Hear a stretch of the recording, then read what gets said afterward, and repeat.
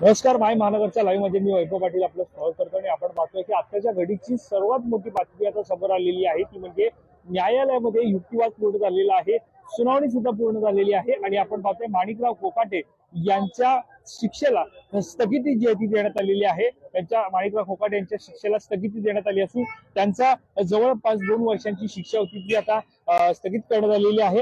एकंदरीत आपण पाहतो माणिकराव कोकाटे यांना 1 लाखांचा जामीन जो तो मंजूर करण्यात आलेला आहे, त्यामुळे त्यांची अटक टळलेली आहे। नाशिक पोलीस हे लीलावती रुग्णालयात दाखल झाले होते। अटक वॉरंट जो तो माणिकराव कोकाटे यांच्या विरोधामध्ये दाखल झालेला होता, मात्र अटक वॉरंट जाहीर झालेला असताना सुद्धा माणिकराव कोकाटे यांनी स्वतःला सरेंडर का केलं नाही असा सवाल होता। मात्र आज या सगळ्याच्या पार्श्वभूमीवरती नाशिक जिल्हा सत्र न्यायालयाच्या निकाला विरोधामध्ये हायकोर्टामध्ये माणिकराव कोकाटे यांनी जामिनासाठी अर्ज केला होता। त्यावेळेला सुनावणी दरम्यान एकंदरीत आपण पाहतोय यामध्ये माणिकराव कोकाटे यांना दिलासा मिळालेला आहे। माणिकराव कोकाटे यांचा जामीन अर्ज हा 1 लाखचा जामीन अर्ज मंजूर करण्यात आलेला आहे। त्यामुळे आपण पाहतोय माणिकराव कोकाटेंची अटक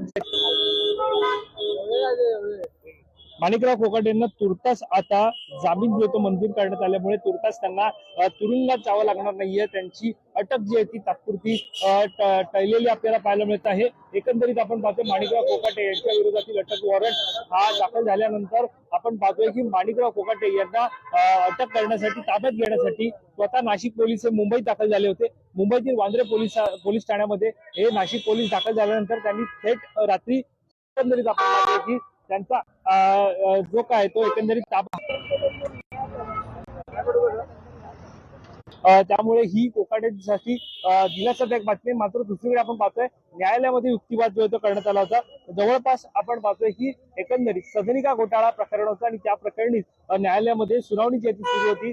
नाशिक जिल्हा सत्र न्यायालयाकडून आपण पाहतोय निकाल जो कायम ठेवण्यात आला होता आणि त्या निकालाविरोधातच आपण पाहतोय की माणिकराव कोकाटे हे उच्च न्यायालयामध्ये दाखल झाले होते आणि आता त्यांच्या शिक्षेला आपण पाहतोय न्यायालयाकडून स्थगिती जी ती देण्यात आलेली आहे। आपण एकंदरीत पाहायला गेलं तर या सगळ्यामध्ये आता कोकाटे यांना जेल की बेल याची संपूर्ण आज दिवसभर चर्चा होती। मात्र आज आपण पाहतोय माणिकराव कोकाटे यांना अंतरिम जामीन अर्जावरती सुनावणी सुरू झाली, मात्र त्यांचा जामीन जो आहे तो आता 1 लाखांच्या जात मुचलक्यावर मंजूर करण्यात आलेला आहे।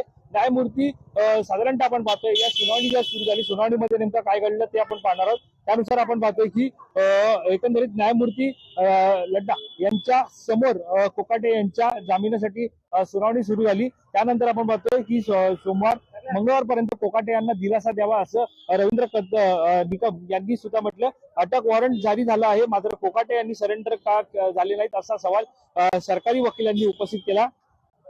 जर तात्पुरता दिलासा द्या असं सुद्धा कोकाटेंच्या वकिलांकडून युक्तिवादादरम्यान म्हटण्यात आलं होतं। दरम्यान कोकाटेंच्या विरोधात 2 ते 3 हस्तक्षेप याचिका दाखल आहेत।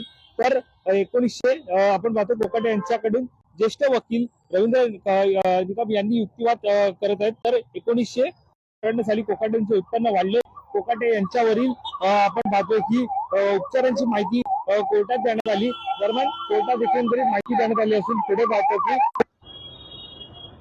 दरम्यान आपण पाहतो की कोर्टामध्ये रवींद्र कदम जे कोकाटेंचे वकील होते त्यांनी मात्र कोकाटेंना सोमवार मंगळवार